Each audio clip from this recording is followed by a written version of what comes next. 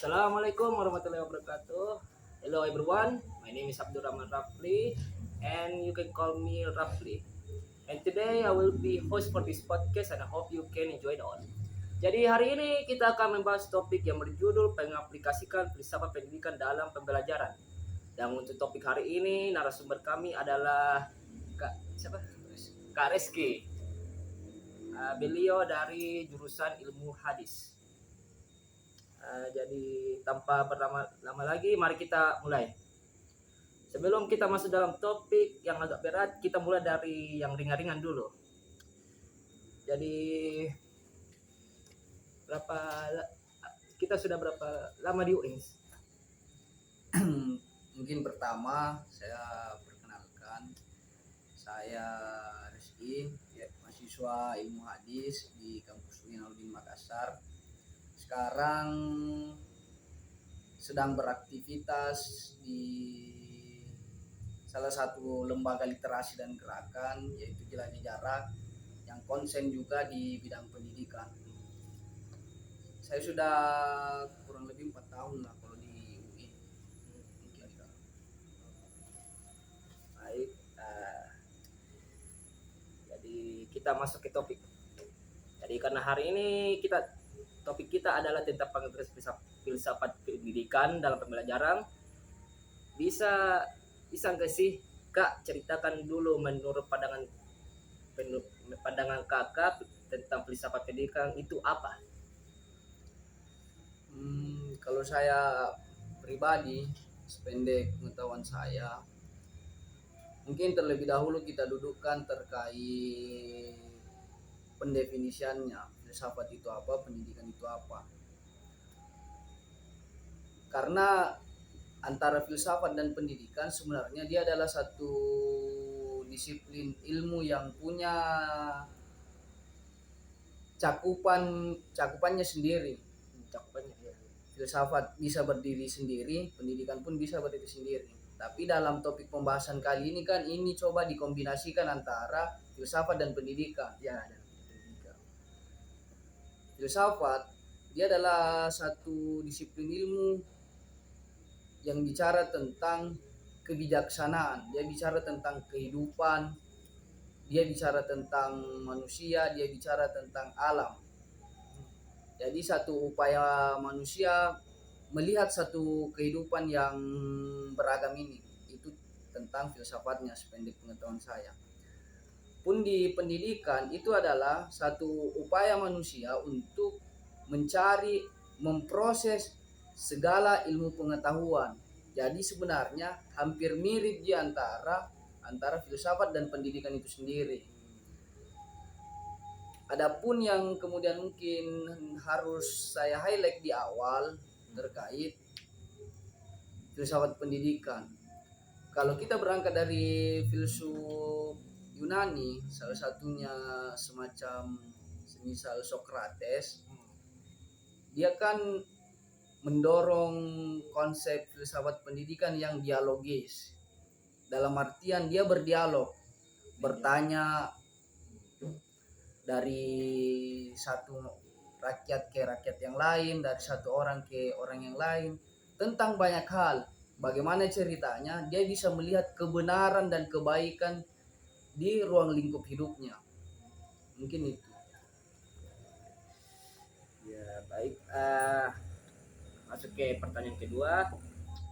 Lalu bisa nggak sih Kak Rizky menceritakan sedikit apa sih yang bikin filsafat pendidikan itu berbeda dengan dari teori pengajaran biasa?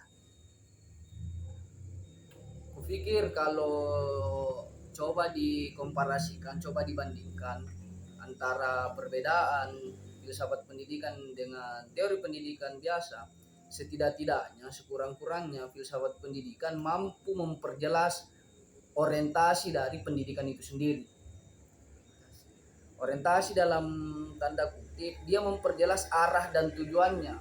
Pendidikan itu apa sebenarnya tujuannya, dan titik berangkat dari pendidikan itu dari apa, sehingga jelas apa yang kemudian ingin dicapai di dalam pendidikan itu sendiri, sehingga punya serapan-serapan makna filosofis, makna sosiologis, dan seterusnya. Sehingga menurutku ya cukup berbeda, dan memang kalau filsafat pendidikan cukup asik lah menurutku. Menurut kakak ini asik. Jadi, hmm, jadi menurut kakak yang berbeda dari teori pendidikan lain itu karena uh, adanya apa ya sosiologis dan apa lagi tadi Filosofisnya. filosofisnya. Jadi semacam apa tadi itu kayak apa?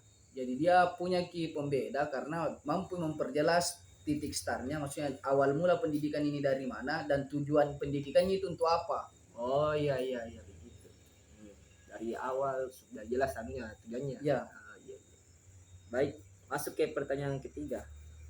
Kan bisa kita lihat nih, kalau kampus-kampus ataupun sekolah kebanyakan sudah menerapkan soal filsafat pendidikan, baik itu di kurikulum maupun melalui metode pengajaran atau langsung dari peran para guru. Nah, oleh karena itu kita bisa bedah satu-satu.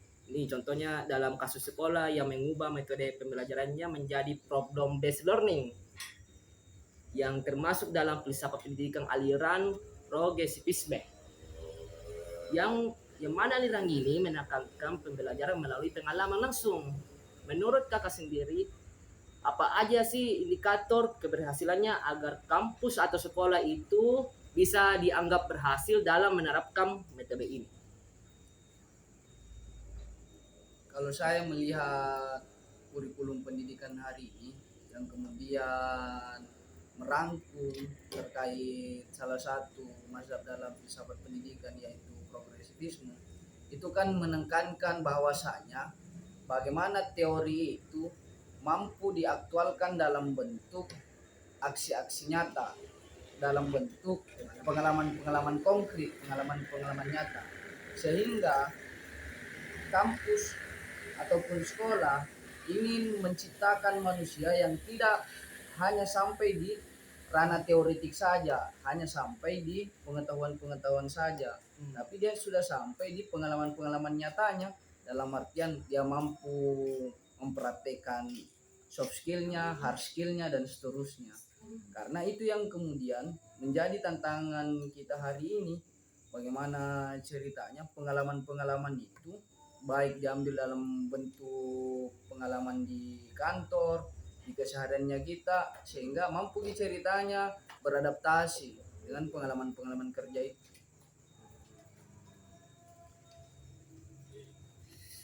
Baik. Oke. Kita masuk ke pertanyaan keempat. Nah, kan kita sudah mendengar jawaban dari Kak Reski tentang pengaplikasikan filsafat pendidikan dalam kurikulum tentang problem based learning. Maka selanjutnya kita akan menuju pertanyaan, yaitu menurut kakak sendiri, apa sih peran guru dalam pengaplikasikan filsafat pendidikan sebagai bagian dari pembelajaran? Mungkin bisa kita sebutkan salah satu contoh gampangnya atau simpelnya. Kalau ditanya terkait hal tersebut, tentunya peran guru dia sebagai penstimulus, pemantik supaya itu antara murid yang kemudian sedari awal belum tahu terkait filsafat pendidikan itu dipantik oleh gurunya, ya dalam bentuk pengajaran keseharian, bahwasanya ini loh yang namanya filsafat pendidikan dan urgensi pentingnya orang belajar filsafat pendidikan ini loh, sehingga itu yang kemudian mampu kita lihatlah di kesehariannya kita di dunia sekolah. Jadi itu contohnya, itu salah satu Ya. contohnya. Baik, kita masuk ke pertanyaan kelima. Setelah kita mengetahui peran guru dalam pengaplikasian filsafat pendidikan dalam pengajaran, maka selanjutnya kita akan masuk dalam topik, yakni apa sih yang ada dalam sistem pendidikan kita yang menurut kakak sendiri perlu dievaluasi. Semisalnya, jika kakak mau melakukan workshop 1 hari untuk para guru agar paham filsafat dan juga praktik Maka apa 3 modul inti yang akan Anda siapkan? Saya pertama penting terlebih dahulu untuk belajar terkait mengidentifikasi murid. Mengidentifikasi murid itu bagaimana ceritanya kita melihat ragam manusia ini. Murid-murid ini ceritanya kan contoh semisal dalam satu kelas 30 murid. Di antara 30 murid ini dia punya karakter yang berbeda-beda. Ya. Mereka punya pengalamannya yang berbeda-beda, sehingga penting terlebih dahulu kita belajar terkait pengidentifikasian murid. Identifikasi dulu murid-muridnya. Setelah mengidentifikasi murid, maka langkah selanjutnya adalah bagaimana meningkatkan kultur literasinya kita. Dalam artian evaluasi yang hari ini harus didorong bahwasanya tingkat membaca baik dari murid maupun guru itu sendiri itu sangat minim, itu sangat rendah. Sehingga kedua, bagaimana kultur belajar itu membaca itu juga didorong bahwasanya ini loh urgensi orang membaca, pembobotan dari kualitas guru itu sendiri. Yang ketiga, bagaimana memperjelas orientasi dan keberpihakan dari pendidikan itu sendiri. Karena pendidikan dalam tanda kutip dia tidak bebas nilai, tapi dia harus mempunyai arah dan tujuan yang jelas dan keberpihakan yang jelas pula. Sehingga dalam artian ketika dia nanti turun di dalam kelas-kelas, dia mampu mengajarkan murid-muridnya bahwasanya ketika ada orang yang harus kau tolonglah, walaupun kau tidak diberikan upah semisal, kau tidak diberikan uang semisal. Ini atas dasar nuranimu dan kemanusiaanmu. Karena yang hari ini menjadi evaluasi besar juga karena kampus dan sekolah tidak mampu melahirkan manusia-manusia yang jujur dan berintegritas. Ya. Jadi pertama butuh identifikasi karakter dari para murid. Ya. Yang kedua butuh perbaikan yang perlu dievaluasi di bagian darurat pembacanya ya, yang dibaca, kualitas literasinya guru. Oke, kualitas literasinya guru. Yang ketiga yang perlu dievaluasi itu adalah guru-gurunya yang dimana bukan hanya uang tapi dia keberpihakan dan orientasi pendidikan. Ya. Baik, kita masuk ke pertanyaan ke-6. Menurut pendapat kakak sendiri, apa aliran dalam filsafat pendidikan yang menurut kakak yang paling efektif untuk diterapkan dalam kurikulum pembelajaran?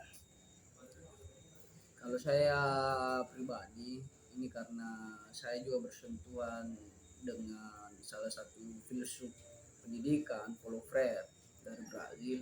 Saya menurutku itu yang kemudian hari ini sangat relevan untuk diketahui dan dipelajari di keseharian dalam pendidikan kita. Karena Freire setidaknya menawarkan bagaimana pendidikan itu membebaskan manusia.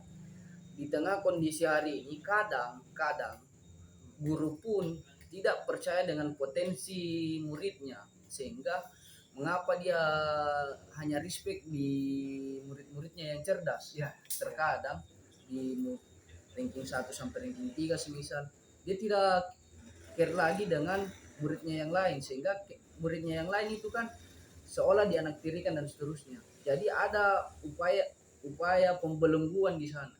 Freire menawarkan bahwasanya di dalam pendidikan itu modelnya harus dialogis. Tidak boleh model gaya bang, hanya guru yang berceramah. Murid pun harus dibekali sedari awal dalam bentuk bacaan-bacaan memang di awal supaya dia bisa berdialog, dia bisa berkomunikasi. Jadi modelnya itu dua arah. Jadi murid ini tidak dilihat sebagai celengan lagi untuk dimasukkan pengetahuan oleh gurunya. Ya.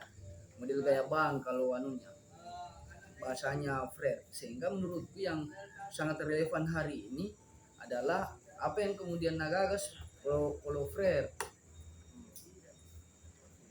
Jadi intinya di sini guru tidak melihat potensi muridnya yang satu, tapi dia hanya melihat di satu sisi yang paling cerdas Ya. gitu. Seringkali begitu. Sehingga ini yang murid yang seharusnya berpotensi ditelantarkan. Ya, Baik, kita masuk ke pertanyaan terakhir. Jadi setelah kita mengetahui bahwa menurut apa aliran tadi, aliran filsafatnya tadi? dia masuk sebenarnya dalam aliran progresivisme dia. Oh iya. Jadi setelah kita mengetahui bahwa menurut kakak alirannya dia itu filsafat progresivisme adalah yang paling efektif. Maka kita sekarang akan menuju ke topik akhir, yakni menurut kakak sendiri apa sih tujuan akhir dari menerapkan mengaplikasikan filsafat pendidikan dalam kurikulum pembelajaran? Ya, kalau ditanya terkait orientasi, tentunya bagaimana kita melihat bahwasanya setiap pengetahuan itu, sebagaimana salah satu adigium mengatakan non scholae vitae, kita belajar itu bukan untuk sekolah tapi untuk kehidupan. Bahwasanya pendidikan itu bagaimana manusia mampu menyerap semua informasi-informasi untuk dia terapkan dalam kehidupan bersamanya, baik dalam kehidupan bersamanya antara manusia kepada hewan maupun kepada alam, sehingga ada keseimbangan, ada equilibrium yang kemudian mampu dihadirkan, sehingga tidak ada yang namanya eksploitasi alam, tidak ada yang namanya eksploitasi manusia, tidak ada yang namanya eksploitasi hewan, karena sudah mampu mengetahui apa-apa saja yang kemudian ditawarkan dalam pendidikan dan filsafat pendidikan itu sendiri. Iya. Baik. Oke. Ini agak panjang juga nih. Iya. Jadi setelah kita mendengarkan dari kakak Reski apa itu filsafat pendidikan dan juga apa aliran apa filsafat yang dia ternyata dia aliran filsafat progresivisme, yang mana dia menekankan tentang apa yang menekankan progresivisme dia nyata, Ya, teori dan praksis. praksis. Nah, dia itu bukan hanya teori tapi juga dari pengalamannya yang kita harus terapkan dalam materi pembelajaran. Jadi kesimpulan dari semua podcast ini adalah filsafat pendidikan itu ibaratnya adalah sebuah tiang, yang dimana tiang ini adalah ilmu dan fondasi adalah adab. Kapan ini salah satu di antara ini yang tidak berkualitas, seperti halnya tiangnya jelek tapi fondasinya bagus, memang Anda beradab, tetapi apa yang Anda ketahui sama saja Anda sopan tapi Anda tidak punya pengetahuan. Makanya harus ada ilmu dalam diri kita, bukan hanya sekedar adab. Dan juga sebaliknya, kalau tiangnya bagus tapi fondasinya jelek adabnya, maka Anda akan dikatakan sombong. Walaupun Anda pintar, tetapi Anda tidak beradab kepada muridnya atau anggotanya, siapa yang mau mendengar Anda? Kalau adab Anda itu jelek, maka ilmu dan adab itu harus ada dua-duanya. Jangan salah satu dari kedua ini ada yang jelek kualitasnya. Oke? Maka dari itu sebagai manusia juga kita butuh yang namanya pembimbing untuk mencapai ilmu itu sendiri. Bukan hanya sekedar kita belajar secara otodidak, tetapi kita juga harus pembimbing yang memahami ilmu itu sendiri. Maka dari itu saya sebagai host dalam podcast ini, saya mengucapkan terima kasih kepada kakak Reski dari UIN karena sudah bersedia menjadi narasumber kami untuk podcast kali ini. Dan kepada seluruh tim yang telah membantu agar podcast ini bisa terlaksana. Sekian dari saya, terima kasih banyak. Assalamualaikum warahmatullahi wabarakatuh.